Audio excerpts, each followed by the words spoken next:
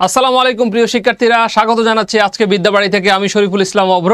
আজকে আমরা সাধারণ জ্ঞানের কিছু গুরুত্বপূর্ণ বিষয় নিয়ে আলোচনা করব। আমরা 47 এবং 48-এর যে বিসিএস পরীক্ষা আছে, সেই বিসিএস পরীক্ষায় যেই সাধারণ জ্ঞানগুলো এসেছিল এবং যে বিসিএস আসবে বা পূর্বে এসেছিল সেগুলো নিয়ে আমরা আলোচনা করব। প্রিয় শিক্ষার্থীরা, আমরা সবাই জানি সরকারি চাকরির প্রস্তুতিতে সাধারণ জ্ঞান খুবই গুরুত্বপূর্ণ একটি বিষয় এবং সাধারণ জ্ঞানে সবসময় সাধারণ জ্ঞান থেকে প্রশ্ন আসে।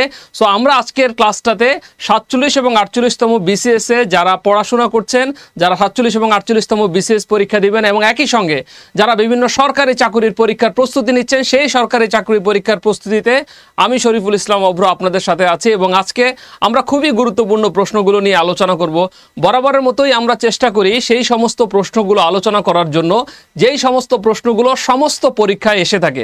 আমাদের সবসময় একটা চেষ্টা থাকে আমাদের বিদ্যাবাড়ির, যে আমরা চেষ্টা করি আমাদের স্টুডেন্টরা যাতে যে কোনো পরীক্ষায় গিয়ে অনেক ভালো কিছু করতে পারে, ভালো বিষয়গুলো যাতে তারা অ্যান্সার করতে পারে এবং তারা যাতে প্রশ্ন সম্পর্কে একটা ভালো গাইডলাইন পায়। তো সেজন্য আমরা যেটা চেষ্টা করি সেটা হচ্ছে আমরা আমাদের প্রশ্নগুলো এমনভাবে সিলেক্ট করি যেই প্রশ্নগুলো বিভিন্ন পরীক্ষায় আসে। অর্থাৎ আপনি যেই ক্লাসটা আমাদের করবেন, এই ক্লাসটা করার মধ্য দিয়ে আপনার যাতে উপকার হয়, আপনি যাতে যেই পরীক্ষায় সরকারি চাকরির পরীক্ষায় যান না কেন, আপনি যাতে আপনার প্রস্তুতিকে বিদ্যাবাড়িতে পাশে রাখেন এবং আমাদের যে প্রশ্নগুলো আসে সেই প্রশ্নগুলো যেগুলো আমরা দিয়ে থাকি সেগুলো পড়ে যাতে আপনি বেনিফিটেড হন। সো এই জন্য আসলে আমাদের এই ক্লাসগুলোর আয়োজন করা। কেমন আছেন আপনারা সবাই এবং আপনারা সব কিছু ঠিকভাবে শুনতে পাচ্ছেন কিনা একটু জানিয়ে দিন এবং আপনারা কে কোন জায়গা থেকে ক্লাস করছেন একটু কাইন্ডলি ক্লাসের শুরুতে বলে দিবেন।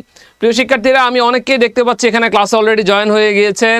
অনেকে আমাকে সালাম জানাচ্ছেন। ওয়ালাইকুম আসসালাম। জান্নাতুল আমাদের সাথে যুক্ত হয়েছে, আমাদের সাথে দেলোয়ার যুক্ত হয়েছে, আমাদের সাথে শিরিন সুলতানা যুক্ত হয়েছে, আমাদের সাথে রুহুল আমিন আমাদের সাথে ক্লাস করছে, অনেকেই আমাদের সাথে ক্লাস করছেন। প্রিয় শিক্ষার্থীরা, আমরা জানি যে চাকুরির পরীক্ষায় এখন যদি কেউ ভালো কিছু করতে চায়, আপনি যদি চাকুরির পরীক্ষায় ভালো করতে চান, আপনাকে একটা ভালো প্রস্তুতি নিতে হবে এবং আপনাকে একটা ভালো গাইডলাইন পেতে হবে। সো বিদ্যাবাড়ি প্ল্যাটফর্মটা যেটা চেষ্টা করে, আমরা যেটা চেষ্টা করি, আমরা একটু ভালো গাইডলাইন দেওয়ার চেষ্টা করি সবসময় স্টুডেন্টদেরকে এবং আমরা বিশ্বাস করি যে একটা স্টুডেন্ট তার ক্যারিয়ারে যদি সাফল্য পায়, সেই সাফল্য তার যেমন সাফল্য, সেই সাফল্য বিদ্যাবাড়িরও সাফল্য। সো বিদ্যাবাড়ি সবসময় চেষ্টা করে আপনাদেরকে ভালো সার্ভিস দেওয়ার জন্য এবং আমি বিশ্বাস করি আপনারা যারা আজকের আমার ক্লাসটা যুক্ত হয়েছেন তারা আসলে কিছু বেনিফিটেড হবেন এবং বেনিফিট পাবেন এবং আপনারা এই ক্লাসটিকে একটু কাইন্ডলি শেয়ার করে দেন, কারণ এই শেয়ারের মধ্য দিয়ে অনেক মানুষ ক্লাসটি আসলে দেখতে পাবে। যেহেতু এই প্রশ্নগুলো বিভিন্ন পরীক্ষায় এসে থাকে, সেহেতু আমরা চেষ্টা করব এই প্রশ্নগুলোকে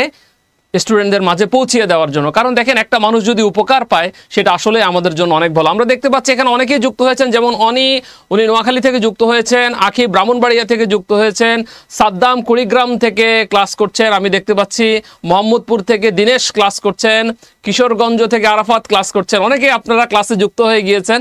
সো আমরা ক্লাসটি এখনই শুরু করে দেব। রাজীবকে দেখছি বগুড়া থেকে ক্লাস করছেন।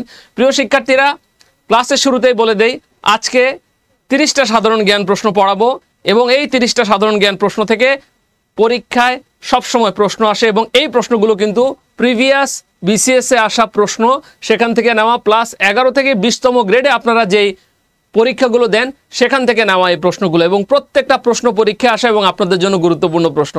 30টা আমরা মুখে বলি, বাট আসলে আমরা পড়াই কিন্তু 100টার মতো। সো স্টার্ট করি আমরা আমাদের আজকের ক্লাস। সবাই শুরু। আমি চাই সবাই পার্টিসিপেট করবেন, পারেন না পারেন আমরা পার্টিসিপেট করবো, আমরা চেষ্টা করবো ইনশাল্লাহ। সো আমাদের প্রথম প্রশ্ন, বাংলাদেশের একমাত্র পাহাড়ি দ্বীপ কোনটি? বাংলাদেশের একমাত্র পাহাড়ি দ্বীপ কোনটি? আমরা দেখতে পাচ্ছি অপশানে আছে সেন্ট মার্টিন, মহেশখালী, ছেড়া দ্বীপ, নিঝুম দ্বীপ। দেখি আপনারা পারেন কিনা, সবাই অ্যান্সার করেন, দেখি পারি কিনা আমরা চেষ্টা করব। আমাদের ভুল হতে পারে, আমাদের সমস্যা হতে পারে, বাট আমরা চেষ্টা করব। এখানে ভুল করলে কোনো সমস্যা নেই, পরীক্ষার হলে আমরা ভুল করি, কোনো সমস্যা নেই। দেখি আপনারা পারেন কিনা। বাংলাদেশের একমাত্র পাহাড়ি দ্বীপ কোনটি? প্রিয় শিক্ষার্থীরা, বাংলাদেশের একমাত্র পাহাড়ি দ্বীপ কোনটি? দেখি আমরা পারি কিনা। আশা করি এই প্রশ্নটা পারবেন। প্রশ্নটা খুবই সহজ, সবসময় পরীক্ষা এসে থাকে। বাংলাদেশের একমাত্র পাহাড়ি দ্বীপ কোনটি? ওকে, অনেকে সঠিক উত্তর দিয়ে দিয়েছেন। বাংলাদেশের একমাত্র পাহাড়ি দ্বীপ হচ্ছে মহেশখালী দ্বীপ। প্রিয় শিক্ষার্থীরা, বাংলাদেশের একমাত্র পাহাড়ি দ্বীপ হচ্ছে মহেশখালী দ্বীপ এবং এই মহেশখালী দ্বীপে একটা মন্দির রয়েছে, যেই মন্দিরটার নাম হচ্ছে আদিনাথ মন্দির। প্রিয় শিক্ষার্থীরা, এর মধ্য দিয়ে আমরা আরেকটা প্রশ্ন জেনে গেলাম, যে প্রশ্নটা হলো যে বাংলাদেশের একমাত্র পাহাড়ি দ্বীপ আছে কোথায়? আমরা বলবো মহেশখালীতে, মহেশখালী চট্টগ্রাম অবস্থিত। এবং আরও গুরুত্বপূর্ণ বিষয় হচ্ছে যে আদিনাথ মন্দির, আমরা যে আদিনাথ মন্দিরের নাম শুনেছি, সেই বিখ্যাত আদিনাথ মন্দির, এই আদিনাথ মন্দির হচ্ছে মহেশখালী দ্বীপে অবস্থিত। এবং এটা কিন্তু পরীক্ষায় আসা প্রশ্ন যে আদিনাথ মন্দিরের অবস্থান কোথায়, আমরা বলবো মহেশখালী দ্বীপে। প্রিয় শিক্ষার্থীরা, আমরা জানি যে আপনারা আরও অনেক কিছু জানতে চান, যেমন সেন্ট মার্টিন দ্বীপ এবং ছেড়া দ্বীপ, এ দুটো কিন্তু আমাদের খুব বিখ্যাত একটা দ্বীপ। আমরা সবাই জানি সেন্ট মার্টিনকে নারিকেল জিঞ্জিরা বলা হতো, নারিকেল জিঞ্জিরা, নারিকেল জিঞ্জিরা সেন্ট মার্টিনকে বলা হয়। এবং আরও একটা বিষয় যেটা, সেটা হলো যে বাংলাদেশের সর্বদক্ষিণের দ্বীপ, অপশানে সেন্ট মার্টিন দিব না ছেড়া দ্বীপ দিব, এটা নিয়ে আমাদের মাঝে মাঝে একটু কনফিউশন হয়। বাংলাদেশের সর্বদক্ষিণের দ্বীপ, যদি অপশানে সেন্ট মার্টিন ছেড়া দ্বীপ থাকে আপনি ছেড়া দ্বীপ দিবেন, যদি কোনো কারণে অপশানে ছেড়া দ্বীপ না থাকে আপনি অবশ্যই সেন্ট মার্টিন দ্বীপ দিবেন। আমাদের দরকার সঠিক উত্তর দেওয়া, আমাদের দরকার সঠিক উত্তর দেওয়া, ক্লিয়ার কিনা? সেন্ট মার্টিন দ্বীপ মাত্র 8 বর্গ কিলোমিটারের একটা বিখ্যাত দ্বীপ এবং আমাদের একমাত্র প্রবাল দ্বীপ হচ্ছে সেন্ট মার্টিন দ্বীপ। আমাদেরকে যদি বলে আমাদের একমাত্র প্রবাল দ্বীপ কোনটা, আমরা সেন্ট মার্টিন দ্বীপকে বলবো। আমি জানি আপনারা অনেকে বলতে চাচ্ছেন যে স্যার নিঝুম দ্বীপ নিয়ে তো কিছু বললেন না। নিঝুম দ্বীপের অবস্থান হলো হাতিয়াতে। এবং প্রিয় শিক্ষার্থীরা, নিঝুম দ্বীপ কিন্তু আমরা জানি এটি একটি ইউনিয়ন এবং সরকার 2001 সালের 8 এপ্রিল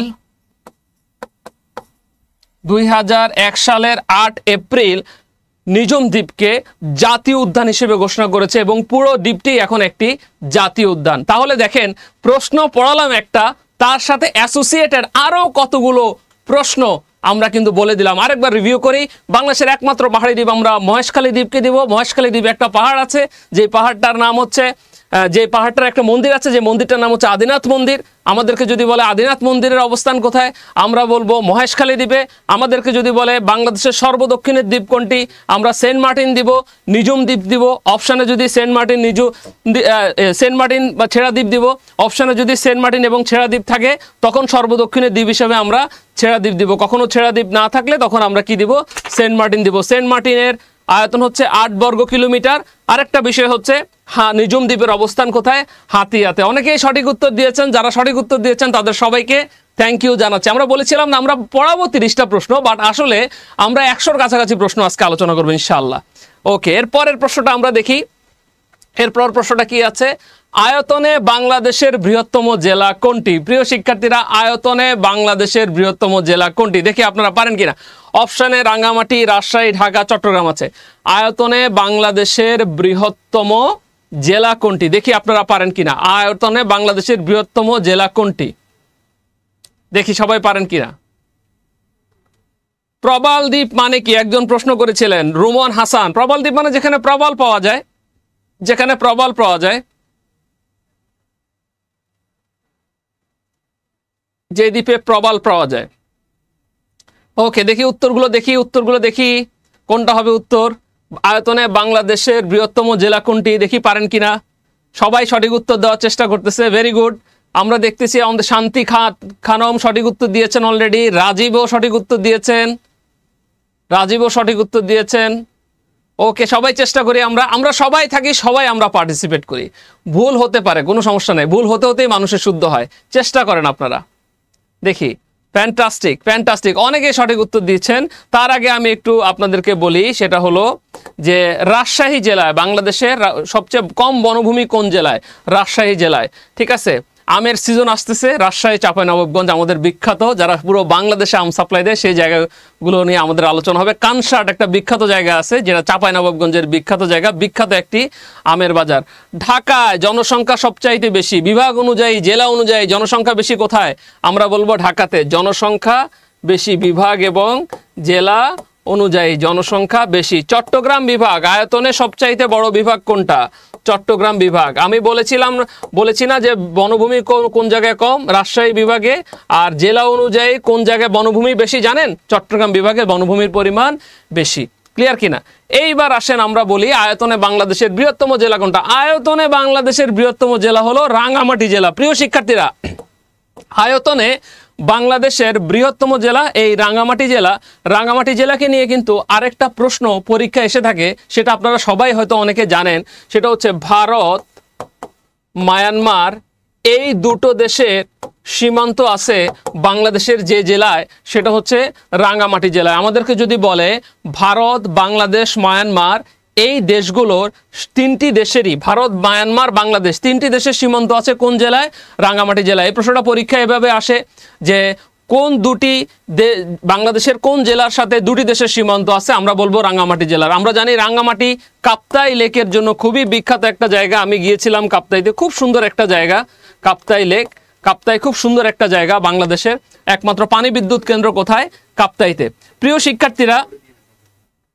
শিক্ষার্থীরা, আরেকটা বিষয় আমি একটু বলে রাখি আপনাদের সবাইকে, সেটা হচ্ছে যে এই প্রশ্নগুলো আপনারা একটু ভালোভাবে পড়ার চেষ্টা করবেন। এই জিনিসগুলো আপনাদের প্রচুর পরিমাণে কাজে লাগবে এবং এই জায়গাগুলো থেকে কিন্তু প্রচুর পরিমাণে প্রশ্ন আসবে।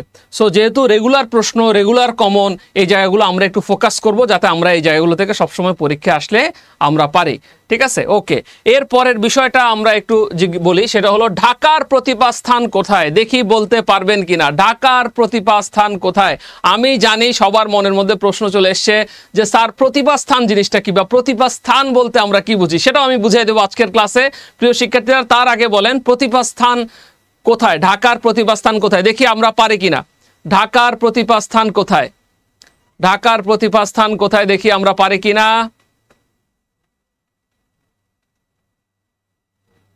ওকে, আমরা এখানে দেখছি তানিয়া উত্তর দিয়েছে, আমাদের নিপা দিয়েছে, রাফিদ দিয়েছে, ইশরাত দিয়েছে, শাহাদাত দিয়েছে, অনেকেই সঠিক উত্তর দিচ্ছে। Very good, very good. Apu Tripura দিয়েছে, খায়ের দিয়েছে। Very good. সবাই আমরা পার্টিসিপেট করি, সবাই চেষ্টা করি।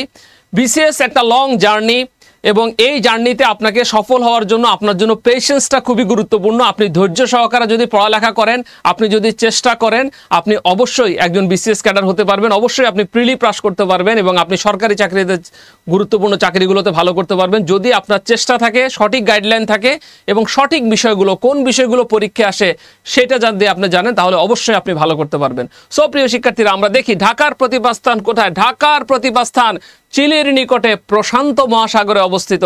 চিলির নিকটে প্রশান্ত মহাসাগরে। আমরা তো সবাই জানি প্রশান্ত মহাসাগর সবচাইতে আয়তনে পৃথিবীতে সবচাইতে বড় মহাসাগর কোনটা? প্রশান্ত মহাসাগর।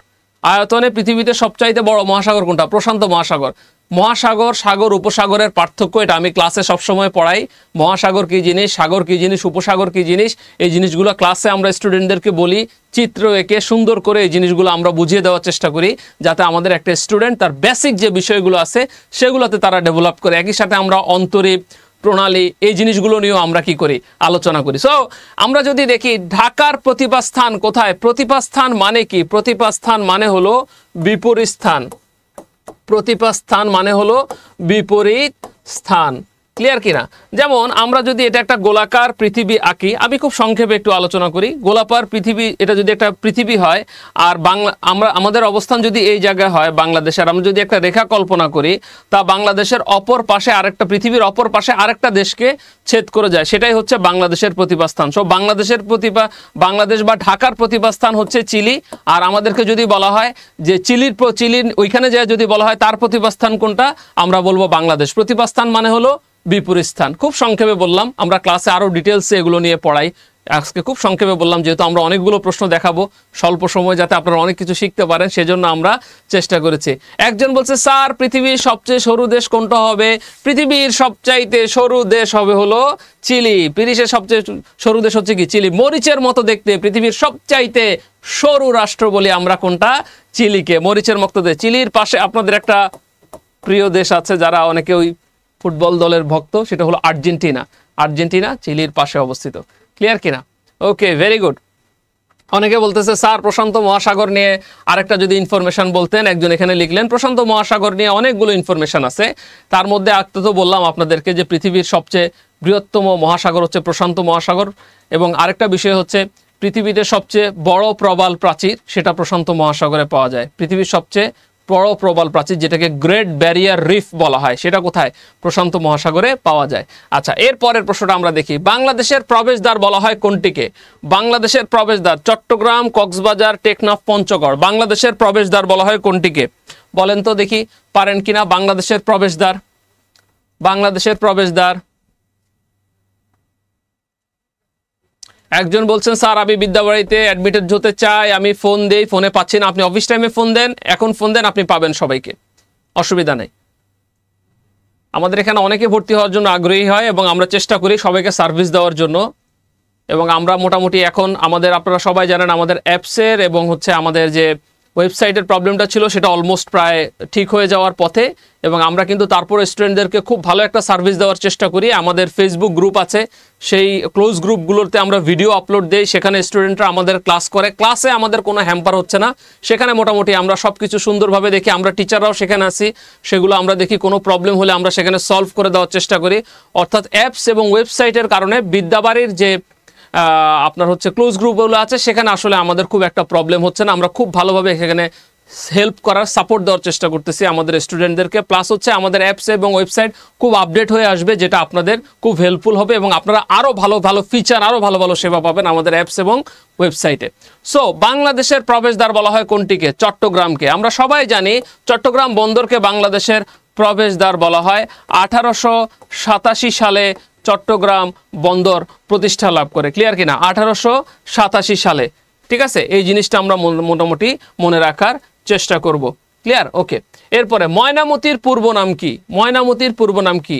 এটা দেখি সবাই পারে কিনা। ময়নামতির পূর্ব নাম কি? আমরা সবসময় বলি বিভিন্ন স্থানের বর্তমান নাম এবং পূর্ব নামগুলো কিন্তু পরীক্ষায় পড়তে হবে, কারণ এখান থেকে কিন্তু প্রচুর পরিমাণে প্রশ্ন আসে। যেমন ঢাকার পূর্ব নাম কি? জাহাঙ্গীরনগর। চট্টগ্রামকে কি বলা হয়?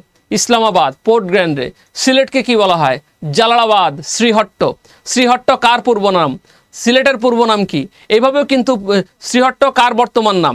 জালালাবাদ সিলেটের পূর্ব নাম। এগুলো নিয়ে কিন্তু পরীক্ষায় আমরা সবসময় দেখি যে এগুলো নিয়ে কিন্তু পরীক্ষায় বিভিন্ন ধরনের কি প্রশ্ন চলে এসছে। যেমন গাজীপুরের পূর্ব নাম কি? জয়দেবপুর। ফেনীর পূর্ব নাম কি?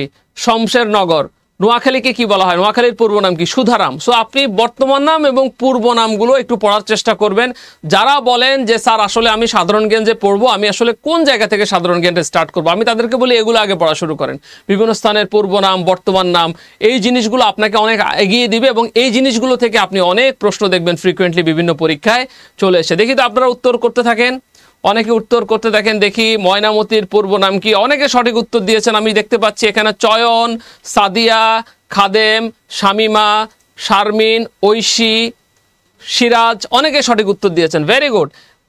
ময়নামতির পূর্ব নাম হচ্ছে কি? ময়নামতির পূর্ব নাম কি? ময়নামতির পূর্ব নাম হচ্ছে রোহিতগিরি। এখানে একটু ছোট ভুল আসছে। ময়নামতির পূর্ব নাম হলো রোহিতগিরি। ঠিক আছে, ময়নামতির পূর্ব নাম হলো রোহিতগিরি। ক্লিয়ার কিনা? কুমিল্লার পূর্ব নাম হচ্ছে ত্রিপুরা। কুমিল্লার পূর্ব নাম হচ্ছে ত্রিপুরা। আচ্ছা, এইবার আমরা যেটা দেখব সেটা হলো ইসরায়েল ও সিরিয়ার মধ্যে সীমানা নির্ধারণকারী সীমারেখা কোনটি? ইসরায়েল ও সিরিয়ার মধ্যে সীমানা নির্ধারণকারী সীমারেখা কোনটি? কোনটি? ইসরায়েল ও সিরিয়ার মধ্যে আমরা সবাই জানি যে সীমানা নির্ধারণকারী রেখাকে, সীমানা নির্ধারণকারীর বিষয়ে কিন্তু সব সময় প্রচুর পরিমাণে প্রশ্ন আসে, যে সীমানা নির্ধারণকারী নিয়ে প্রচুর পরিমাণে প্রশ্ন আসে। আমরা জানি ইসরায়েল ও সিরিয়ার মধ্যে সীমানা নির্ধারণকারী আছে। যেমন আমরা যদি দেখি ইসরায়েল ও সিরিয়ার মধ্যে সীমানা নির্ধারণকারী সীমারেখা কোনটি, দেখি আমরা পারি কিনা। কোনটা হতে পারে এখানে? Purple line, green line, blue line, line of demarcation আছে। কোনটা হবে?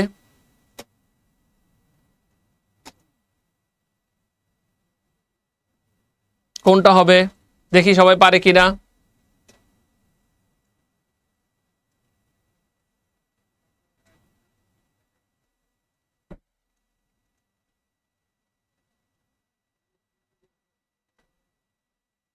দেখি সবাই আমরা পারে কিনা।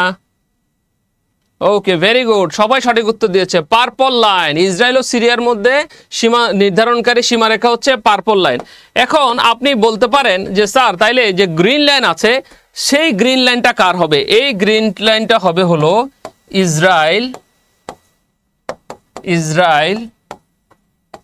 ও তার প্রতিবেশী রাষ্ট্রদের মধ্যে,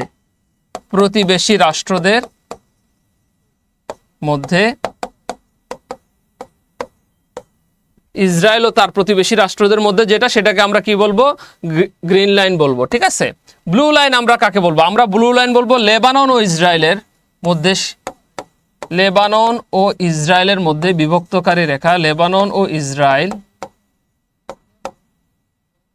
লেবানন ও ইসরায়েল। আরেকটা বলতে পারেন যে স্যার লাইন অফ ডিমার্কেশন কি? লাইন অফ ডিমার্কেশন হচ্ছে পর্তুগাল ও স্পেনের মধ্যে, পর্তুগাল ও স্পেন এর মধ্যে আপনার হচ্ছে সীমানা নির্ধারণকারী রেখা। দেখছেন আমরা অনেকগুলো প্রশ্ন কিন্তু দেখার চেষ্টা করতেছি। যেমন আমাদেরকে যদি বলে ইসরায়েল ও সিরিয়ার মধ্যে সীমানা নির্ধারণকারী রেখা কোনটা, পার্পল লাইন, ইসরায়েল ও তার প্রতিবেশী রাষ্ট্রের মধ্যে গ্রিন লাইন, লেবানন ও ইসরায়েলের মধ্যে বিভক্তকারী লেখা ব্লু লাইন, পর্তুগাল ও স্পেনের মধ্যে বিভক্তকারী লেখা হচ্ছে লাইন অফ ডিমার্কেশন। ক্লিয়ার? এই জিনিসগুলো মোটামুটিভাবে আমরা চেষ্টা করব। আমরা সবসময় দেখি যে এই জায়গাগুলো থেকে আসলে পরীক্ষায় প্রশ্ন আসে। সো যেহেতু এই জায়গাগুলো থেকে পরীক্ষায় প্রশ্ন আসে, আমরা চাবো যে আপনারা যাতে এই জিনিসগুলো পারেন এবং আপনারা যাতে এই জিনিসগুলোতে ভালো কিছু করতে পারেন, কারণ আপনার সাকসেস মানে কিন্তু আমাদের সাকসেস। ওকে, সাতিল আরব নিয়ে কোন দুটি দেশের মধ্যে বিরোধ রয়েছে? দেখি আমরা পারি কিনা। সাতিল আরব নিয়ে কোন দুটি দেশের মধ্যে বিরোধ রয়েছে? সাতিল আরব নিয়ে কোন দুটি দেশের মধ্যে বিরোধ রয়েছে? Iran, Iraq, Iraq, Kuwait, Iran, Qatar, Qatar, Kuwait. প্রিয় শিক্ষার্থীরা, এটার উত্তর হবে ইরান ও ইরাকের মধ্যে সাতিল আরব জলাধার নিয়ে বিরোধ রয়েছে। আমরা দেখতে পাই 1980 সাল থেকে 1988 সাল পর্যন্ত ইরাক এবং ইরানের মধ্যে যে যুদ্ধ হয়, সে যুদ্ধ হয় সাতিল আরব জলাধার নিয়ে। আপনি বলতে পারেন এই জলাধার এখন বর্তমানে কার দখলে আছে? এটা বর্তমানে ইরানের দখলে আছে। আরেকটা বিষয় হচ্ছে সর্বপ্রথম বাংলাদেশ সরকার যে সৈন্য পাঠায় সেটা ইরাক ইরান মিশনে পাঠায়। সেই মিশনের ব্যাটালিয়নের নাম হচ্ছে ইউনিমগ, UNIIMOG। ঠিক আছে, United nation Iraq Iran military observer group, military observer group, United nation Iraq Iran military observer group. 1980 থেকে 1988 সাল পর্যন্ত ইরাক এবং ইরানের মধ্যে এই সাতিল আরব জলাধার নিয়ে প্রবলেম হয়। বর্তমানে সাতিল আরব জলাধার কার অধীনে আছে? ইরানের অধীনে আছে। মোটামুটিভাবে এই জিনিসগুলো আমরা চেষ্টা করব মনে রাখার জন্য, এগুলো আমাদের জন্য খুবই হেল্পফুল হবে। এরপরে দেখি পানামা কোন দুটি মহাসাগরকে সংযুক্ত করেছে? পানামা হলো একটা খাল, তাহলে পানামা একটা কি? খাল। এখন আমরা বলতে পারি কিনা দেখি তো, পানামা কোন দুটি মহাসাগরকে সংযুক্ত করেছে? প্রিয় শিক্ষার্থীরা, কেমন লাগছে আপনাদের ক্লাস? আপনারা ক্লাস বুঝতে পারতেছেন কিনা? আপনাদের ক্লাসগুলো কাইন্ডলি যদি ভালো লাগে আপনারা একটু শেয়ার করে দেন। আমরা চাই, বা আমি ব্যক্তিগতভাবে চাই, বিদ্যাবাড়ির সৌজন্যে, বিদ্যাবাড়িকে ধন্যবাদ যে বিদ্যাবাড়ি আমাকে আপনাদের সাথে ক্লাস নেওয়ার সুযোগ করে দিয়েছে।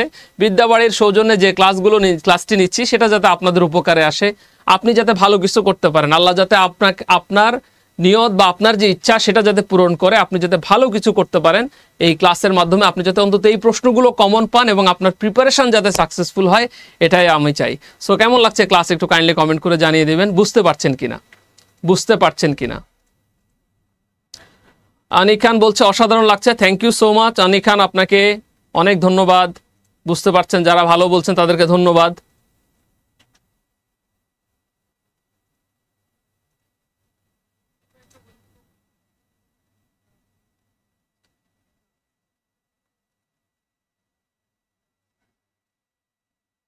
থ্যাংক ইউ মাহবুব, আপনাকে ধন্যবাদ।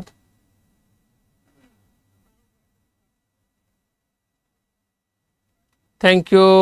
ইসরাত বলছে স্যার আপনি অনেক ভালো ক্লাস নেন। Thank you so much sir. সবগুলো প্রণালী একসাথে টেকনিক নিয়ে শিখিয়ে দেন, সে প্রণালী নিয়ে আমরা একটা ক্লাস নেই। আমাদের বিসিএস এর যে কোর্স আউটলাইন, সেখানে আমরা প্রণালী, সাগর, মহাসাগর, উপসাগর নিয়ে আমাদের একটা কোর্স আউটলাইন আছে। সেখানে আমরা মোটামুটিভাবে সবগুলো বিষয় নিয়ে আলোচনা করি। সেই আউটলাইন অনুযায়ী আপনারা ক্লাস পাবেন প্রণালী নিয়ে, সেখানে আমরা সবকিছু পড়িয়ে দিই। থ্যাংক ইউ সো মাচ, যাদের ভালো লাগছে তাদের সবাইকে ধন্যবাদ। সো পানামা কোন দুটি মহাসাগরকে যুক্ত করেছে? আটলান্টিক ও প্রশান্ত মহাসাগরকে যুক্ত করেছে পানামা খালের বিষয়ে একটা জিনিস আমরা মনে রাখবো, বনভূমি কেটে যে খাল তৈরি করা হয় সেটা হচ্ছে পানামা খাল, এবং পানামা খাল হচ্ছে আমেরিকা বনভূমি কেটে এই খালটা আমেরিকা কি করে? তৈরি করে। এই খালটা আমেরিকা তৈরি করে। ক্লিয়ার কিনা? বর্তমানে পানামা দেশটি নিজেরাই দখলে নিয়ে ওটাকে নিয়ে তারা কাজ করছে। সুয়েজ খাল কত সালে জাতীয়করণ করা হয়? সুয়েজ খাল জাতীয়করণ মানে সবার জন্য উন্মুক্ত করে দেওয়া হয়। 1956 সালে সুয়েজ খাল জাতীয়করণ করা হয়। আমরা জানি সুয়েজ খাল জাতীয়করণ করেন জামাল আবদেল নাসের, উনি সুয়েজ খালকে জাতীয়করণ করেন। আমরা সবাই জানি 1859 সালে সুয়েজ খাল খনন শুরু হয়। ফার্ডিনান্ড নামে এক ভদ্রলোক ইঞ্জিনিয়ার ছিলেন, তিনি খনন করেন এবং 1869 সালে খনন কাজ শেষ হয়। খনন কাজ শেষ হয়। ম্যাক্সিমাম স্টুডেন্ট অপশানে এই জায়গাগুলোকে ভুল করে ফেলে, কাছাকাছি উত্তর থাকলে ম্যাক্সিমাম স্টুডেন্ট ভুল করে ফেলে। সো 1869 হবে উত্তরটা। কত হবে? 1869 হবে। ক্লিয়ার কিনা? উত্তরটা হবে 1869। এর পরেরটা আমরা দেখি তো, নেপোলিয়ানকে কোন দ্বীপে নির্বাসন দেওয়া হয়? নেপোলিয়ান বেনাপোর্ট একজন বিখ্যাত ব্যক্তি ছিলেন। নেপোলিয়ান বেনাপোর্ট ফরাসি বিপ্লবের শিশু বলা হয় নেপোলিয়ান বেনাপোর্টকে। আমরা সবাই জানি পাস্তিল দুর্গ আক্রমণের মধ্য দিয়ে ফরাসি বিপ্লবের সূচনা হয় এবং এই ফরাসি বিপ্লবের সূচনাকারী ব্যক্তির নাম হলো নেপোলিয়ান বেনাপোর্ট। এই নেপোলিয়ান বেনাপোর্টকে নির্বাসন দেওয়া হয় যেই দ্বীপে, সেই দ্বীপটার নাম হলো সেন্ট হেলেনা দ্বীপ। সো নেপোলিয়ান বেনাপোর্টকে নির্বাসন দেওয়া হয় কোন দ্বীপে? সেন্ট হেলেনা দ্বীপে নির্বাসন দেওয়া হয়। ইউরোপের ককপিট বলা হয় কোন দেশকে? দেখি আমরা এটা পারি কিনা। ইউরোপের ককপিট বলা হয় কোন দেশকে? ইউরোপের ককপিট, প্রিয় শিক্ষার্থীরা, আমরা সবাই জানি বেলজিয়ামকে ইউরোপের ককপিট বলা হয়। কেন বেলজিয়ামকে ইউরোপের ককপিট বলা হয়? কারণ হলো ওয়াটারলু যুদ্ধক্ষেত্র থাকার কারণে।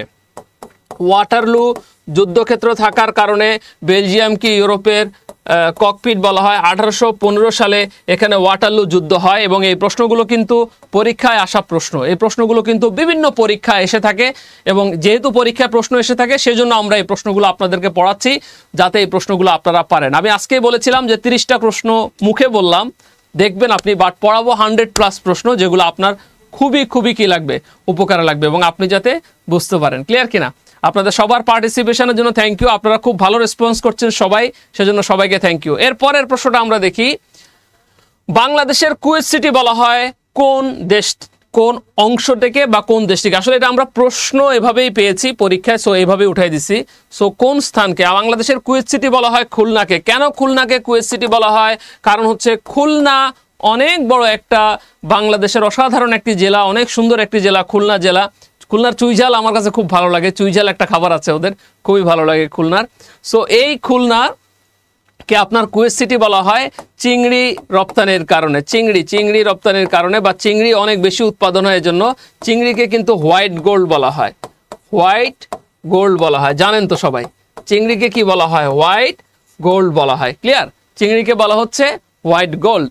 ওকে, এরপরের প্রশ্নটা আমরা দেখি, বাংলার ভেনিস বলা হয় কোনটিকে? বাংলার ভেনিস, বাংলার শস্য ভাণ্ডার, বাংলার ভেনিস বলা হয় কোনটিকে? বরিশালকে। কাকে বলা হয়? বরিশালকে। আমার প্রিয় শিক্ষার্থীরা, বরিশালের অপর নাম কি? চন্দ্রদ্বীপ। বরিশালের অপর নাম কি? চন্দ্রদ্বীপ। শস্য ভাণ্ডার বলা হয় কাকে? বরিশালকে। শস্য ভাণ্ডার বলা হয় হচ্ছে বরিশালকে। শস্য ভাণ্ডার বলা হচ্ছে কাকে? বরিশালকে। ক্লিয়ার না? Very good. অনেকেই পারতেছে, অনেক জ্ঞানী আমাদের ছেলেমেয়েরা, মাশাআল্লাহ। হয়ে যাবে এবার ভালো কিছু হবে ইনশাআল্লাহ। বিলোনিয়া সীমান্ত কোথায় অবস্থিত? বিলোনিয়া সীমান্ত আমার জেলায় অবস্থিত। আমার জেলা কোনটা? আমার জেলা হলো ফেনী জেলা, আমি ফেনীর ছেলে। সো বিলোনিয়া সীমান্ত কোথায় অবস্থিত? ফেনীতে অবস্থিত। আমার প্রিয় শিক্ষার্থীরা, বিলোনিয়াতে বাংলাদেশের 1971 সালে যখন মুক্তিযুদ্ধ হয় তখন মারাত্মক রকমের সংগ্রাম এবং যুদ্ধ সংঘটিত হয় বিলোনিয়া সীমান্তে। আমরা যখন মুক্তিযুদ্ধ নিয়ে ক্লাস নিব বিদ্যাবাড়িতে তখন আপনাদেরকে বিলোনিয়া সীমান্তের ঘটনা বলাবো। আমরা আমাদের ক্লাসের কন্টেন্টের ভিতরে মুক্তিযুদ্ধ নিয়ে আমরা 2টো ক্লাস রেখেছি, আমরা বাংলার ইতিহাস নিয়ে 2টো ক্লাস রেখেছি, আমরা সংবিধান নিয়ে 2টো ক্লাস রেখেছি। পর্যাপ্ত সংখ্যক ক্লাস আমরা আমাদের স্টুডেন্টদের জন্য রাখি, যে এই ক্লাসগুলো থেকে তারা ইতিহাস, তথ্য এবং যে প্রশ্নগুলো বিশেষ সহ সকল সরকারি চাকরিতে আসে সেগুলো যাতে তারা জানতে পারে, এই জন্য ওই জিনিসগুলো আমরা রেখে থাকি। সো আপনাদেরকে যখন ক্লাসে পড়াবো তখন আমরা বিলোনিয়া সীমান্ত নিয়ে বলবো।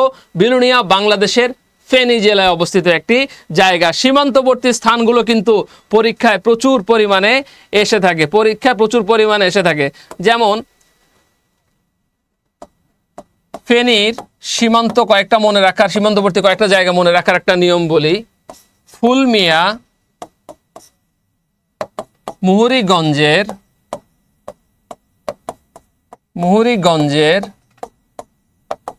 বিলে গেল।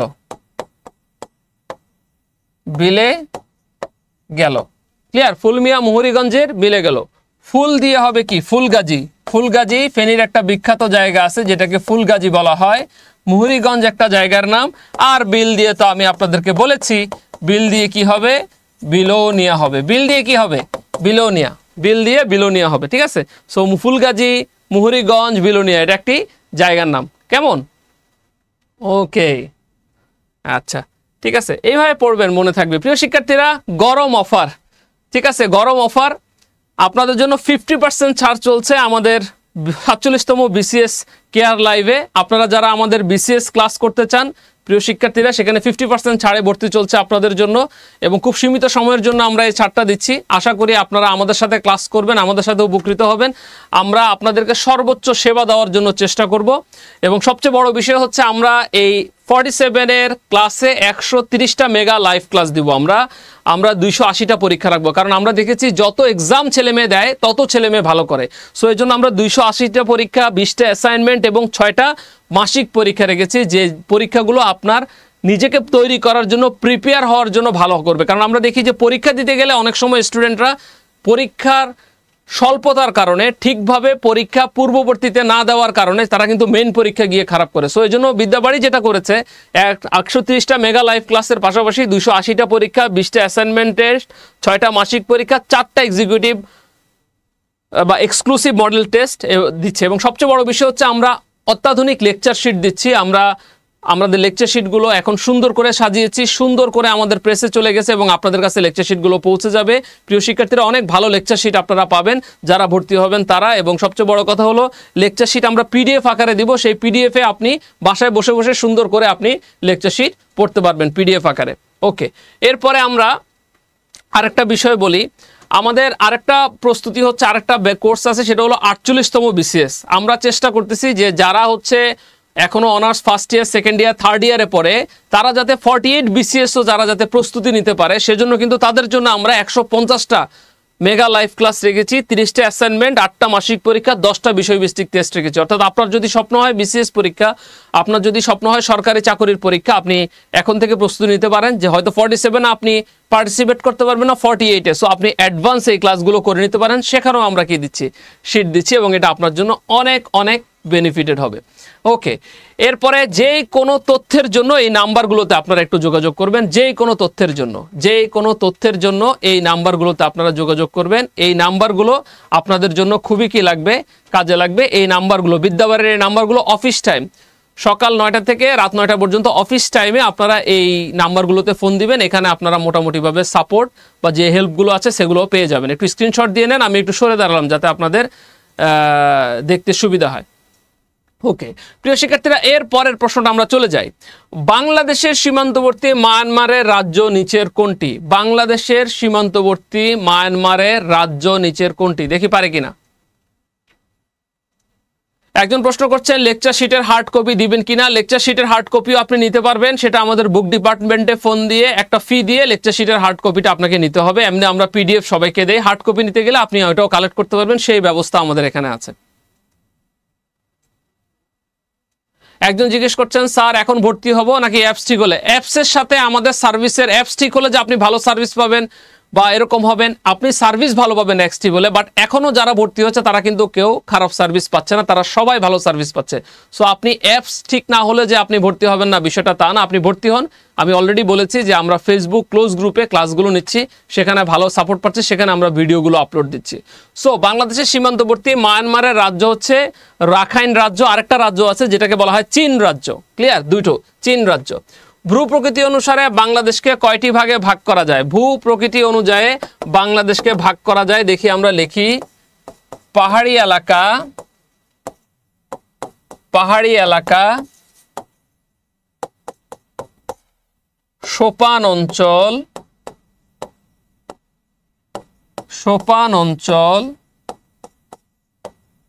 এবং প্লাবন সমভূমি।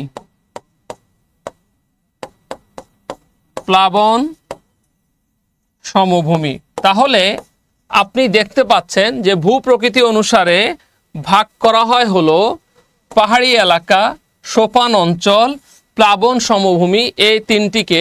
তার মানে উত্তর হবে 3। উত্তর হবে কত? 3। ঠিক আছে, উত্তর কত হবে? 3।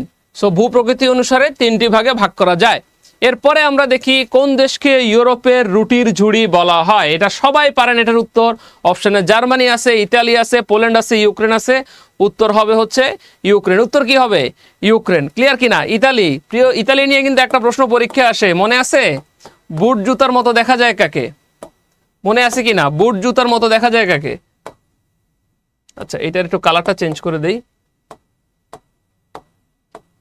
বুট জুতার মতো দেখা যায় ইটালিকে। কারণ কি? ইটালির মানচিত্র দেখতে বুট জুতার মতো, তার মানচিত্র দেখতে অনেকটা বুট জুতার মতো, এজন্য বুট জুতাকৃতির দেশ বলা হয় কাকে? ইটালিকে। ক্লিয়ার? ওকে। আচ্ছা, আয়তনে পৃথিবীর সবচেয়ে ছোট দেশ কোনটা? দেখি এটা পারি কিনা আমরা। আয়তনে পৃথিবীর সবচাইতে ছোট দেশ কোনটা হবে? এটাও কিন্তু পরীক্ষা আসা প্রশ্ন। আয়তনে পৃথিবীর সবচাইতে ছোট দেশ কোনটি হবে? অপশনে আছে ফিজি, ভ্যাটিকান সিটি, কুয়েত, মালদ্বীপ। আয়তনে পৃথিবীর সবচাইতে ছোট দেশ কোনটি হবে? দেখি পারি কিনা।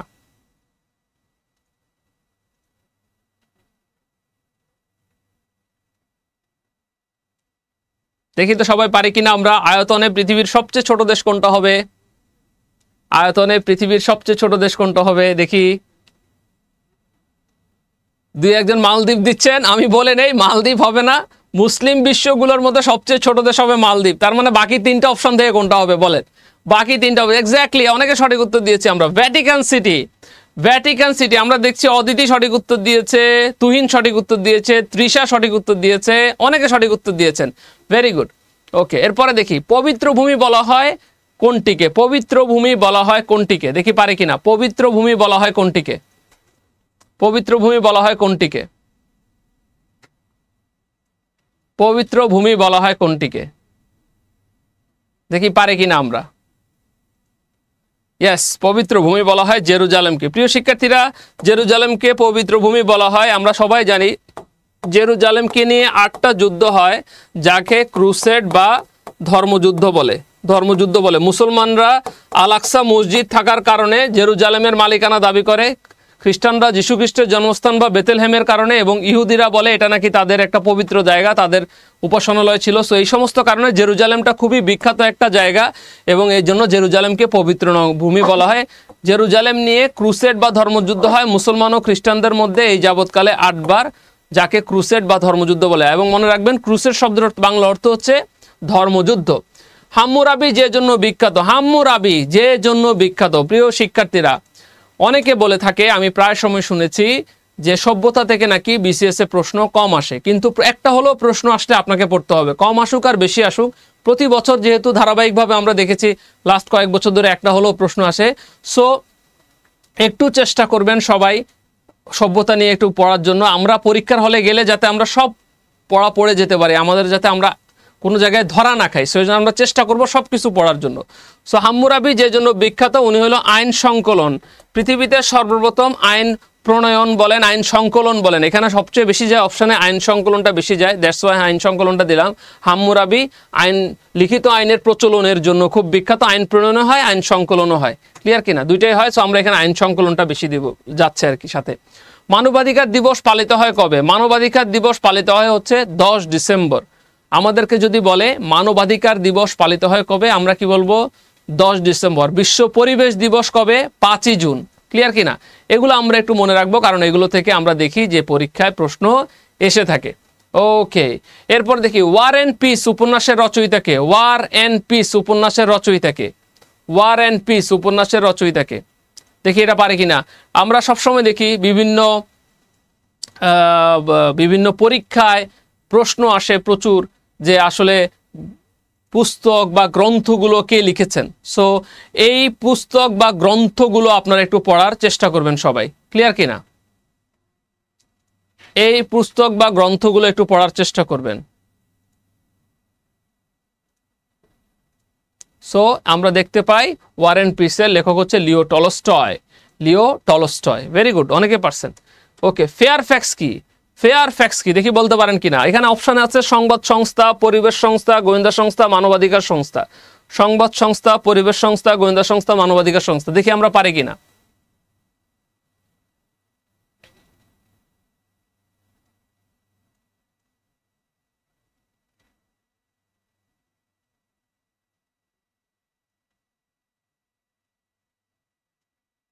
দেখি আমরা পারি কিনা।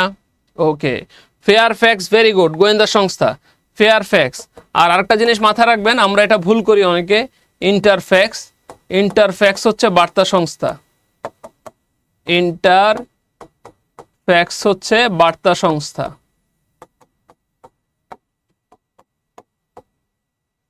ইন্টারফ্যাক্স হচ্ছে বার্তা সংস্থা, ফেয়ারফ্যাক্স হচ্ছে গোয়েন্দা সংস্থা। এটা মোটামুটিভাবে আমরা মনে রাখার চেষ্টা করব। ক্লিয়ার?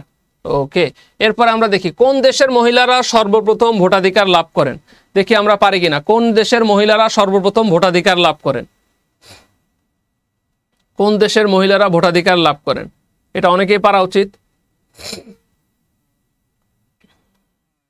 কোন দেশের মহিলারা সর্বপ্রথম ভোটাধিকার লাভ করেন? দেখি সবাই সঠিক উত্তর দেই, পারি কিনা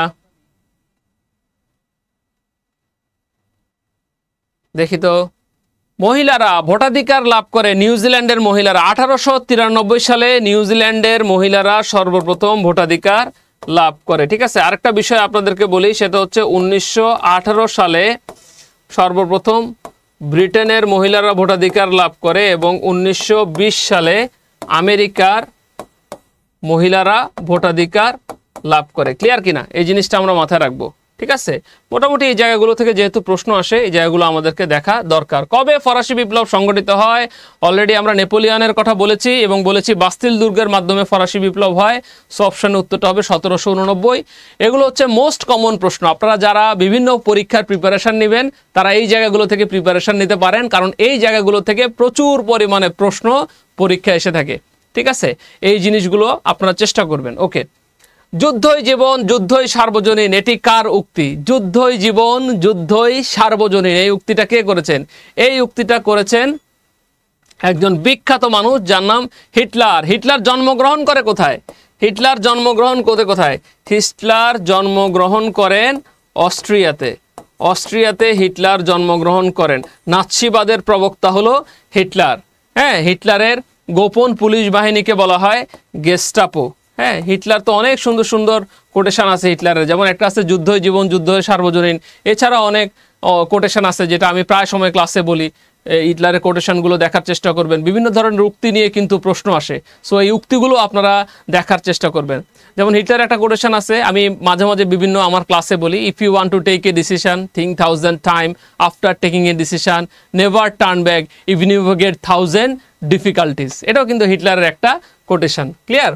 ওকে, এরপরে আমরা দেখি অক্টোবর বিপ্লবের নেতৃত্ব দিয়েছেন কে? এটা সবাই জানেন, রুশ বিপ্লব। সারা জাগানো রুশ বিপ্লবের নেতৃত্ব দেন লেনিন। রুশ বিপ্লব হচ্ছে অক্টোবর মাসে হয়, এজন্য এটাকে অক্টোবর বিপ্লবও বলা হয়। এবং এই রুশ বিপ্লবের অপর নাম হলো বলশেভিক বিপ্লব। রুশ বিপ্লবের অপর নাম কি? বলশেভিক বিপ্লব। 1917 সালে রুশ বিপ্লব হয় এবং সারা জাগানো রুশ বিপ্লবের স্থায়িত্বকাল ছিল কতদিন? 10 দিন। নেতৃত্ব কে দেন? লেনিন। নেতৃত্ব কে দেন? লেনিন। ক্লিয়ার কিনা?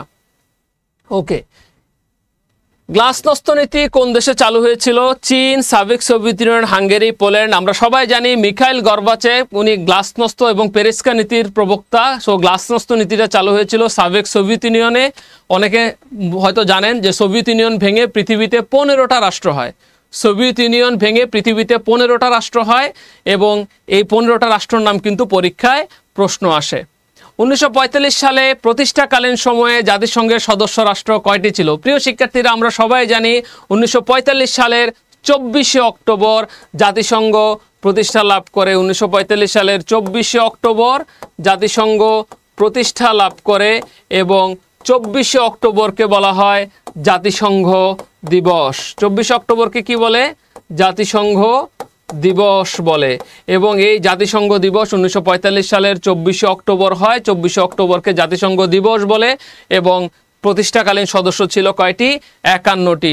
পোল্যান্ড হচ্ছে সর্বশেষ সদস্য হিসেবে আপনার জাতিসংঘের সদস্যপদ লাভ করে 51তম যখন ছিল তখন 51। আর এমনি জাতিসংঘের সর্বশেষ সদস্য হচ্ছে দক্ষিণ সুদান, 193টা হলো জাতিসংঘভুক্ত রাষ্ট্র। ঠিক আছে, ওকে। এবং সান ফ্রান্সিসকো সম্মেলনের মাধ্যমে জাতিসংঘ সনদের যে আপনার যে সম্মেলনগুলো সেটা কি হয়? শেষ হয়। জাতিসংঘ বিষয়ক আলোচনায় P5 বলতে আমরা কি বুঝি? জাতিসংঘ বিষয়ক আলোচনায় P5 বলতে আমরা কি বুঝি? জাতিসংঘ বিষয়ক আলোচনায় আমরা P5 বলতে কি বুঝি? আমাদেরকে যদি বলে জাতিসংঘ বিষয়ক আলোচনায় P5 বলতে আমরা কি বুঝি, তাহলে আমরা কি দিব? কি দিব আমরা? দেখি পারে কিনা। P5 বলতে আমরা কি বুঝি? দেখি তো উত্তর কি দিচ্ছি সবাই। P5 বলতে আমরা কি বুঝি?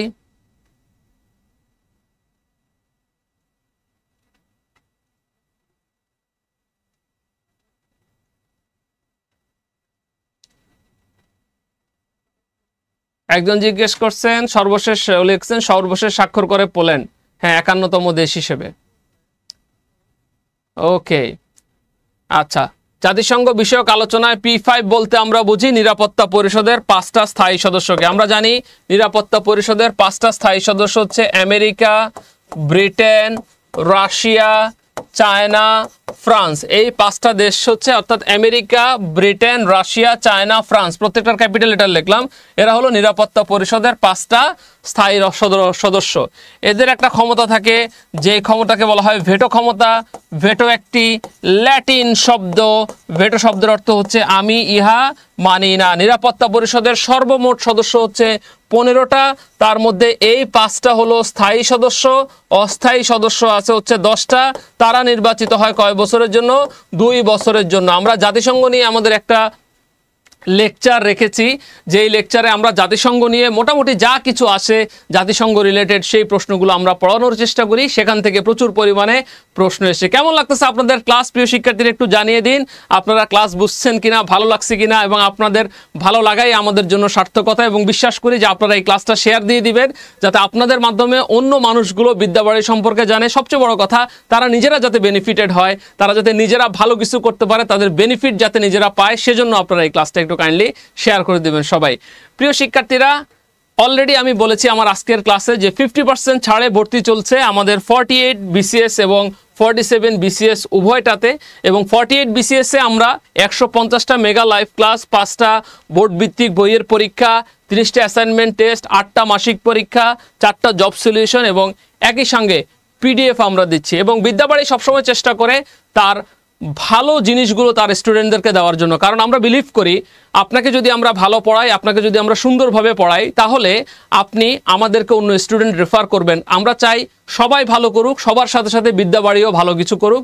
আমরা যাতে সব স্টুডেন্ট, আমরা অধিক স্টুডেন্ট না, আমরা চাই এমন স্টুডেন্ট যারা ভালো রেজাল্ট করবে, যাদেরকে আমরা তৈরি করতে পারবো ভালো করার জন্য, এবং যারা অনেক বেশি ক্যারিয়ার নিয়ে সচেতন হবে এবং বিদ্যাবাড়ি তাদের ক্যারিয়ারে ভালো কোনো ভূমিকা রাখতে পারে। প্রিয় শিক্ষার্থীরা, আশা করি ইনশাআল্লাহ আপনারা বিদ্যাবাড়ির সাথে থাকবেন, আমাদের সাথে থাকবেন, এবং আশা করি আপনারা আপনাদের ক্যারিয়ারকে ভালো কোনো জায়গায় নিয়ে যাবেন। এবং মনে রাখবেন, যে স্বপ্ন দেখে আল্লাহ তার স্বপ্ন পূরণ করতে সাহায্য করে। আপনি স্বপ্ন দেখেন, চেষ্টা করেন ভালো কিছু করার, ইনশাআল্লাহ আপনি ভালো কিছু করতে পারবেন। সবাই ভালো থাকেন, সুস্থ থাকেন, এই কামনা করে আমি শরীফুল ইসলাম অভ্র আজকের ক্লাস থেকে বিদায় নিচ্ছি। থ্যাংক ইউ, আল্লাহ হাফেজ, আসসালামু আলাইকুম।